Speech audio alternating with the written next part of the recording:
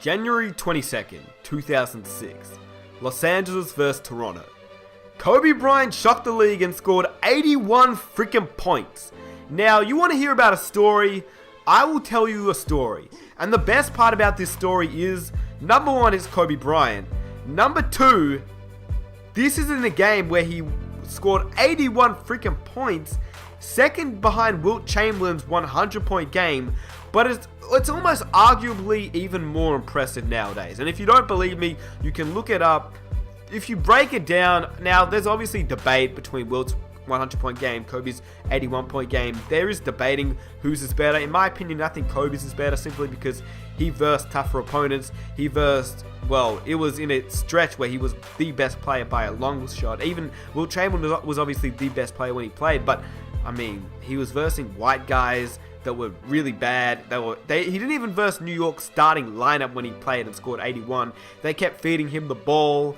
They kept fouling intentionally to get Wilt to the free throw line, and on the other team, they fouled the other team so that their players would get to the free throw line. Like, the whole game was messed up. It was literally played to get Wilt Chamberlain 100 points. This Kobe Bryant game was not played to do that. Kobe Bryant just went out, scored 81 points on Jalen Rose, who, I mean, Jalen Rose, it was a pretty good player when he played in the NBA. He wasn't amazing, but it was still good. People know who Jalen Rose is. If you know who a player is, they're going to be pretty good. Anyway, I mean, just to give you, like, perspective, as good as Kevin Durant, LeBron James, Stephen Curry, any other player in the NBA have been, well, no one's come close to matching or surpassing Kobe's 81 points. I mean, there's only been 6 NBA games in which a player has scored 60 or more points, and Bryant has half of them, which is crazy. Now, LeBron, Melo, Gilbert Arenas each have one, but the most impressive thing I think about Kobe Bryant scoring 81 points is that not only did he shoot 60% on 46 shots, he went 55 points in the second half of the game and finished with 81. Like, in the first half, he played amazing. In the second half, he dropped 55, and they were down during the game. He brought them to win the game, which is awesome. So, I guess, look, to be honest with you, I didn't even want to start this video talking about Kobe Bryant and how great that 81-point game was. But if you want to talk about a story about Kobe Bryant and his 81-point performance, you kind of have to get into it. So, obviously, you know the whole thing. Let me hand it over to Kobe Bryant telling the story, because I want to share my thoughts afterwards, because this story is crazy. Now, I do want to quickly note that this story is by Graham Bensinger in an interview with Kobe Bryant. The day that I actually scored 81 was my grandfather's birthday, who had passed away a few years before, and my grandmother, who had never seen me play in the NBA just because her nerves can't take it, she flew out to California, and she came to watch me play for the first time and the only time. And that's just so happened to be the night I scored 81. What was that like for you with having your grandmother the first and only time sitting in the stands watching? It was really special for me. I mean, my grandmother has always been there for me. We're out of the family, we're probably the most similar in personality. So it was really, really special. I mean, she was one of these grandmothers who, you know, I would play like 8 games a day in the summertime for different summer leagues and stuff like that. And she'd be like, boy, you need to slow down. You know, you're getting too tired, you're exhausted. You know, it's just one of those grandmothers who's really caregiving, you know, and just a caretaker. So for her to be there at the Staples Center to watch me play at this ultimate level after seeing me play for so many years, you know, in high school and summer league was special. So those 81 points in a single game, second, you know, in history only to Wilt Chamberlain. It should be pointed out, even Michael Jordan only had 69 points in a game, and he needed overtime to get to that point. Kareem Abdul-Jabbar, 55 points in a game is what he tops out at, and you had that in the second half of that game alone. When you're in the zone like that, how do you know? Yeah, it's funny. It's a strange feeling because you know you're in the zone, but you can't afford to allow yourself to know you're in the zone, because once you do, then you lose it. You know, because being in that moment, it's all about being in that moment and not letting anything else enter into your mind emotionally or psychologically. And you just continue to go and go and go. And, you know, for me as a player, you know, when I get hot, I mean, I get blistering hot. And it's something that I just had to kind of keep going and not take my mind and focus let my focus shift to something else. What's different about it, though? I mean, when you're in the zone like that relative to an average game? Oh, it's such a sense of calmness and focus. And it's almost a sense of desperation where nothing else matters. Nothing.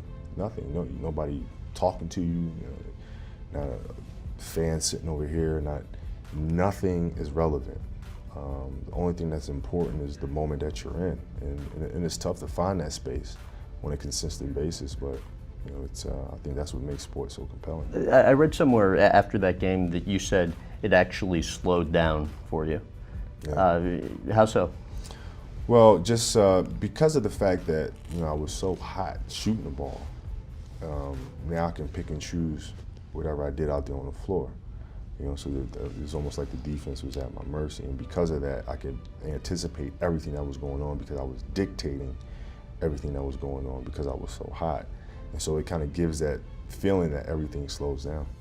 So that's the story. It's pretty crazy in my opinion. It does remind me of a lot of other stories I've heard of in basketball, but not the NBA, because for me, it really reminds me of the story about Chris Paul. If you don't know the story about Chris Paul, I won't ruin it for you. If you would like me to make a video on it, I can, but you can also just search it up yourself. There's a lot of videos about the Chris Paul story, but honestly, if you want me to make a video on it, let me know. I don't really want to because I think it's already been, sort of made before.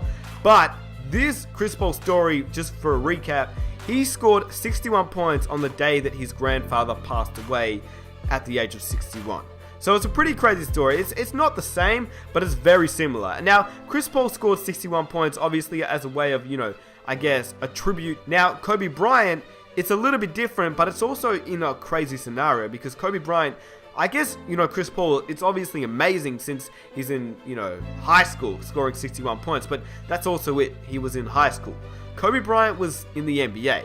Obviously, it's a lot less emotional since Kobe, he obviously loved his grandfather, but it wasn't the day he passed away. It was just his birthday, and he sadly passed away, which is also, I guess it's sad.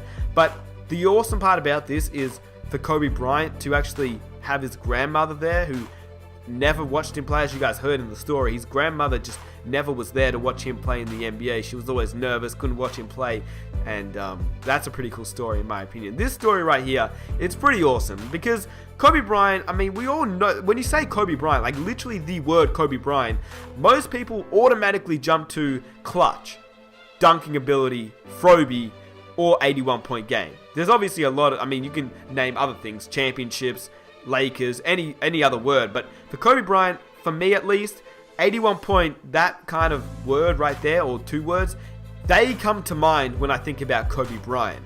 But obviously we know Kobe Bryant to score 81 points, but now hopefully you know the story which I guess kind of motivated him to really go after the 81 point performance, because obviously, yeah, like I said, 81 is an amazing achievement by any player, but for a guy who played for his grandfather whose birthday it was, for a guy that had his grandmother watching who hadn't watched him before, you knew he was going to put on a show, but did you think he was going to score 81 points?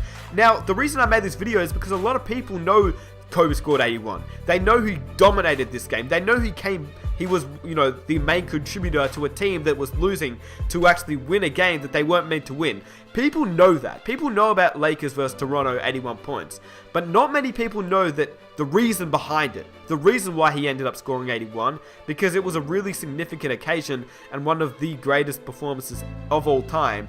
And that is the main reason he went after the 81-point game, because of his grandmother, because of his grandfather, and I think it's just an awesome story that hopefully you guys now know about that you may have not, because I never knew about this story, so hopefully you guys learned something new. So with that being said, if you guys enjoyed this video and you enjoyed this story, hopefully you guys can leave a like. Let's aim for 4,000 likes. That would be awesome. I'd really appreciate it. If you're new around here and you want to hear more stories just like this one, definitely hit that subscribe button. I've got a lot of NBA stories coming out, as well as just NBA content in general, so definitely stay tuned for the NBA content, and let me know down below if you guys knew about this Kobe Bryant story, because I definitely did not know about this story at all, and I think it's one of the best stories ever. I think it's just pretty cool. Like, 81 points is awesome, but the way he did it and the reason behind it, man, I could talk about this forever.